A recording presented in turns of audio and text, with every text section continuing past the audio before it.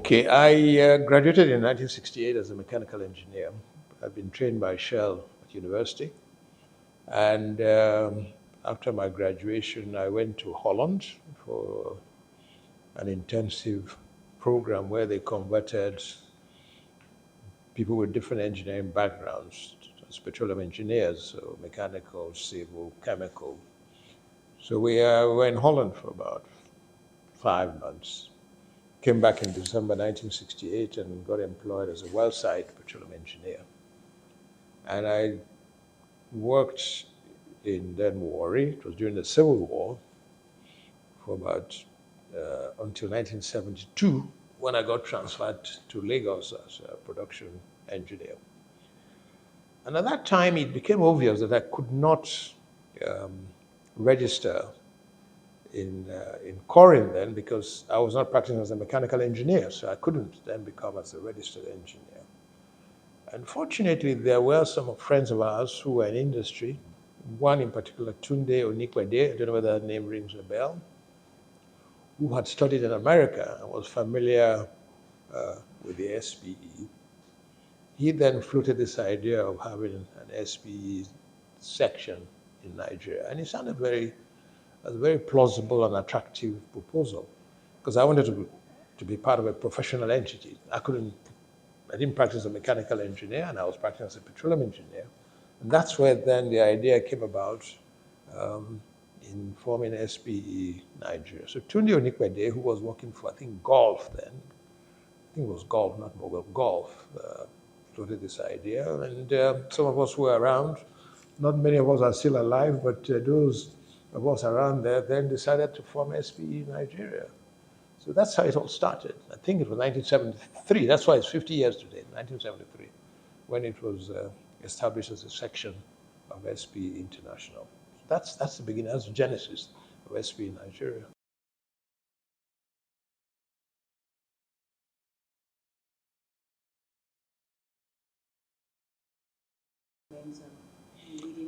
Well, the challenge is like any newborn baby. You have to nurture the baby, a lot of attention, recruit new people.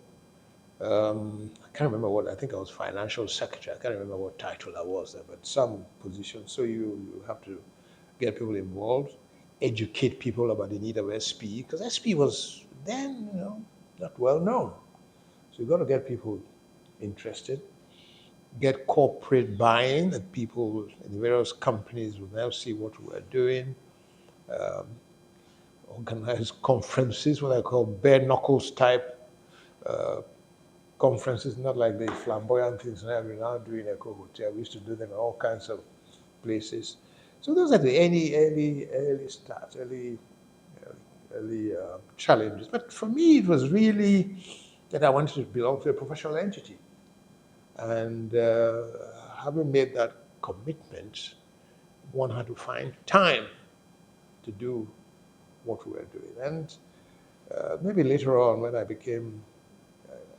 started making progress in Shell, then you have to begin to balance time and commitment for work and time and commitment for society as SPE. So that challenge was always there. How do you ensure that your work doesn't suffer because you're doing SPE work? And that's what I always told people, because later on I thought some people were trying to use SPE to cover not doing what. You do work and you do SPE. Do them together, not one. Because you're an SPE member, then you will not do your work. Never believed in that. So those are sort of early challenges that we had. Do you think that the successive leadership has maintained the status of the organization? Yeah, sure. I mean, if you look at what has happened in SPE, I mean, as I said, when we started first, we had to scramble to even have conferences. All kinds of places we had conferences, and now when you go to conferences, you have a 3-course lunch and a grand, what do you call, gala night. In those days, for lunch, it was like Mama Put lunch. You sit and washing the plates outside and had them in all kinds of exotic places, not too exotic places, PTI. Was that place in Badagry? We had places like that. It was basic. But we enjoyed ourselves. That's the thing. So you don't need all these highfalutin things to enjoy yourself what you are doing. We were young, we were committed. So indeed, over time, the various leaderships that we've had have moved what SP has been able to do. The conferences themselves, attendance at conferences, the support you are getting from industry, where you are holding those conferences, the big exhibitions. We barely had exhibitions in those days was something that we didn't have. Not much, maybe one or two exhibitors. But later on, we had these big exhibitions, and each year is growing. What I often like about it, they attract young and new companies, growing companies. So you don't have to be big to participate in the exhibition. So over years, it's grown. It's grown with time, and the leadership has been quite good. So also to see them young and upcoming, it's really what's very exciting. And also, not only that, but it's not leadership in Nigeria. I noticed a number of people also are serving at SPE International board positions, not only board positions, but committees. But that then shows that from your local experience, you've gone international, which is quite good. Yeah, I think it has. I mean, because a number of the SPE members have grown in the various companies, in the indirect way they have. But to have these conferences whereby the themes of the conferences are current, the themes of the conferences are particular to issues of Nigeria, the people we invite to these conferences are people who have influence. I believe in an indirect way, you are impacting industry. So if you ask me today, what has SP done? It's difficult to answer that question. But I mean, I don't know whether you know, Alhaji Lukman, who was once the petroleum minister, used to come to those conferences in Abuja and sit through 3 days of the conference. I don't know what happens now, whether you can attract people at that level, but in those days he did attend. We've had the hierarchy of NNPC attend those conferences. And often you also get chief executives of various companies come to participate in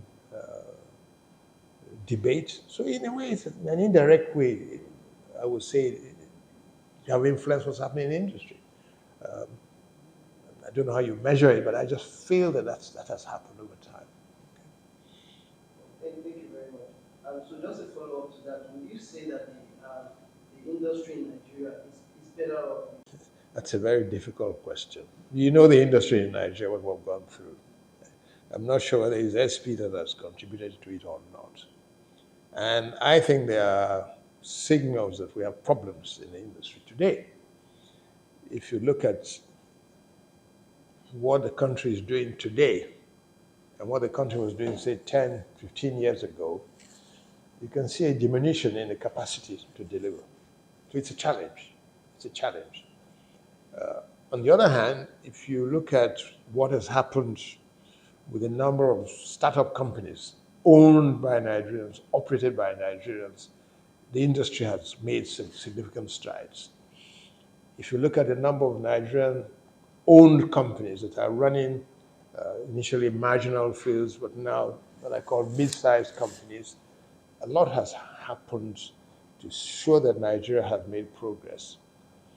And that's comforting. But on the negative side is that indeed a country that could produce 2 million barrels a day is struggling to produce about 1 million barrels a day. And you begin to wonder, why is it that way? We have to continue to see how we attract investors, because that's absolutely critical. You know our industry is capital intensive. If you don't have the enabling environment to attract people to invest, whether it's local investment or foreign investment, then you will see the problems we are seeing now where capacity has fallen sharply over the years. So that's a challenge. And of course, the whole issue about energy transition kicks in as well. The people who wonder whether, with time, whether our industry will remain. And I keep saying that zero emission doesn't mean zero production of oil and gas. Secondly, the pace for achieving zero emission will differ from country to country. And how you manage it depends on us, Nigeria, and SP will play a very important role in that transition. Okay.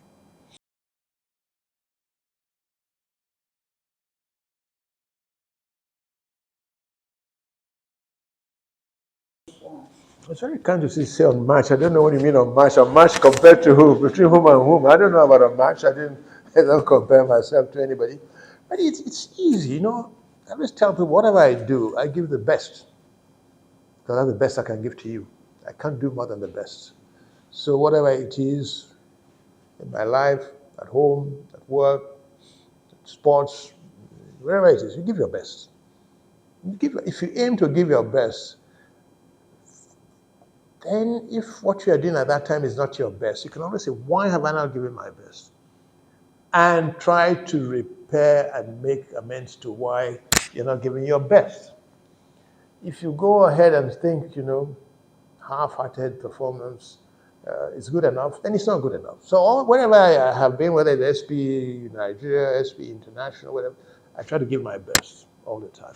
Now, when we joined SPE Nigeria, we did the best we could in organizing conferences. And if you ask me what's memorable, what I said earlier, and what is memorable is that a lot of young, committed Nigerians who gave themselves, gave up their time. But also I remember that because we were young, a lot of people did all kinds of things that I didn't like. I remember holding a conference once, and the following day was going to be a very important thing with the SPE president attending. Now, these young men and women decided they were going to have a disco the night before, which is nothing wrong with a disco. But I think with the disco came with all kinds of things, and they overslept. The following day, we had to say, where are the members? SPE president waiting. And they did not attend until mid-morning. And I was livid. I said, this is not acceptable. I'm not sure that I will cancel discos hereafter or thereafter. Well, that's one of the things, the negative things I remember about SPE. And then,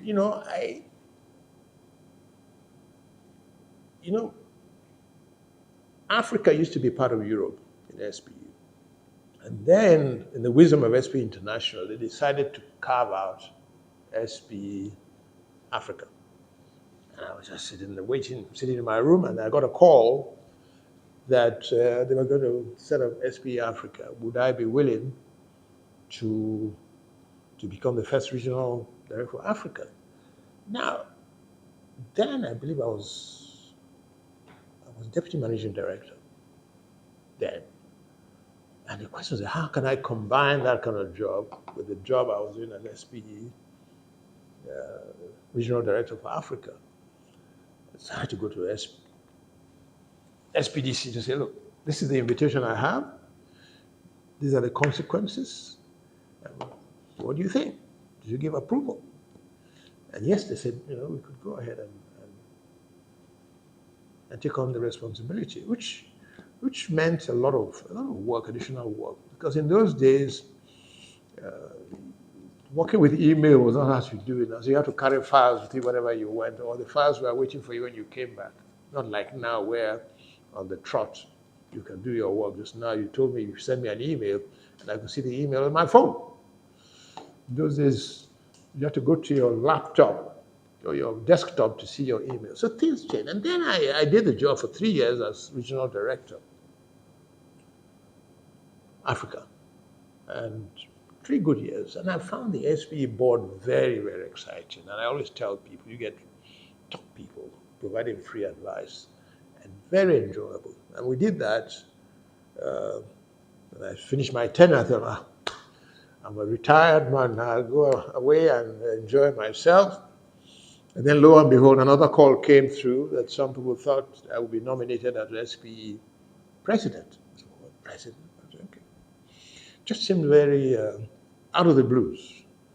And you go, I don't know whether you know what happens, you go through the SPE nominations, you have to make recorded message, and then they go through the hoops. And then I was then elected as SPE 2013 SPE president, which is fascinating.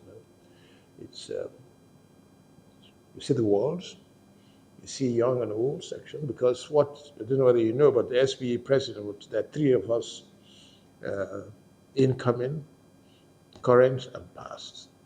And what you usually try to do is that you go to each region, or each chapter, each section, on each student section receives an SPE president at least once in 4 to 5 years. So you divide the world in that way, and three of us sort of circulate.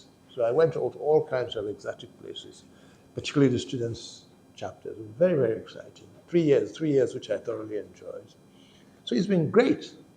And I don't know whether you know, I'm currently also president of the Board of Trustees, which is all the old SPE presidents form that Board of Trustees.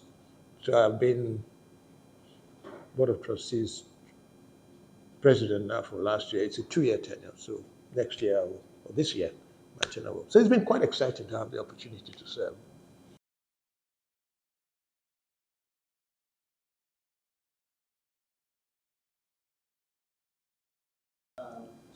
I think the last part of your question already answered by what I said about transition doesn't mean zero oil and gas. So I think that has been answered. As for my own, to find a balance, you have to find balance in your life. And if you ask, there are 3 or 4 elements in your life which you have to balance. One is your family life. 2 is your professional life. 3 is your religious life. 4 is your sporting life. And I'm not sure what the 5th one is here. But you have to have a balance all the time. And fortunately, I've been able to find that balance. My family life has been okay. Very okay. What I mean, not only my immediate private life, my support family life is okay. Professionally, I was fortunate enough to work in a company where they respected professionalism. You could stand up in Shell and make your views known, even to the MD, without any acrimony. You could say, I don't agree with you, sir, with a smile. And nothing will happen to you, as long as you knew what you were saying. That was very, very important. Fortunately, also, I was able to find time to play sports, not to a professional level, but to an enjoyable level, and I still do today. Most of you know that I play golf, which is about the only thing I can do now, and I interact with my golfing friends. And also, I take my religion seriously, because for me, it's the foundation of life. If you don't have that strong foundation, what you are asking yourself constantly, what are you doing here?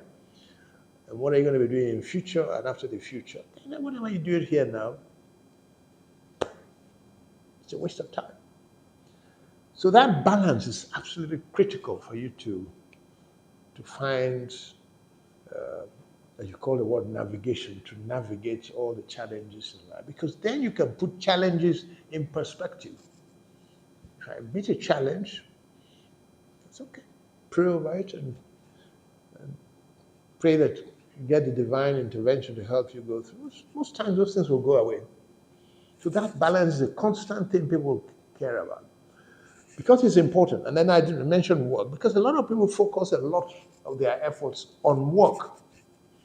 I tell you one thing, work will stop one day. And sometimes when the work stops, you know what also stops? If the only people you interacted with was around work, that one will also stop. And you face serious problems. You face serious vacuum in your life. But if you have other interactions, sport, religion, profession, here we are. I mean, young people come and interview me. If I wasn't active professionally, would you come here and talk to me? Oh, you come here. I wouldn't even know who you are. If I go to the golf course now, yesterday I went and played with young people, old people, I enjoyed myself. I went to the village over the weekend, enjoyed myself. And I tell people, and family is not just immediate family. I always joke, join your para meeting as well. Sometimes it may be not to the same level, but interact with people. That makes a lot of difference in your life. Um, that's it. Now, I'm reading a very interesting, I'm not sure I can remember, somebody was saying an article that you have a number of balls in your hands. You've got work, you've got religion, you've got family, you've got profession, and all of that. And he says, and one of the balls is made of rubber, the other's made of glass. There's only one that drops and can bounce back. Work. If your family ball comes and crashes, you got problems. Think about it. Health. No, you also mentioned health. Take care of your health. If your health ball drops, you got serious problems. So a lot of times we look at work. Work will bounce. You make errors. Man, I made some big errors in my profession, in my career. You bounce back. So look for the things that cannot bounce back and don't let those balls drop.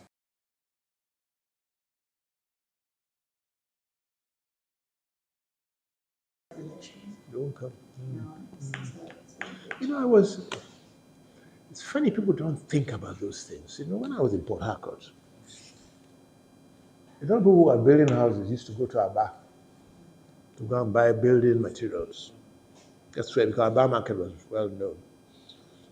And when we are talking about international perception of Nigeria, people say, all these foreigners. Why don't I say, look, my friend, if tomorrow you hit the Port Harcourt Aba road to go and buy materials, and you hear there's a riot on the way to go and buy material, would you go to Aba? So I said, these guys are staying thousands of miles away. Do you know how they see Nigeria? On television. Riots on television. This on television. That. And I also said, do you know who advises the CEOs about what they want to do? Youngsters who have not stepped outside. Exactly. They are the people who are advising them. Exactly. They say, okay, don't go. So why? Did you hear? There's a riot there. This and that happened. No fuel, no money, no this.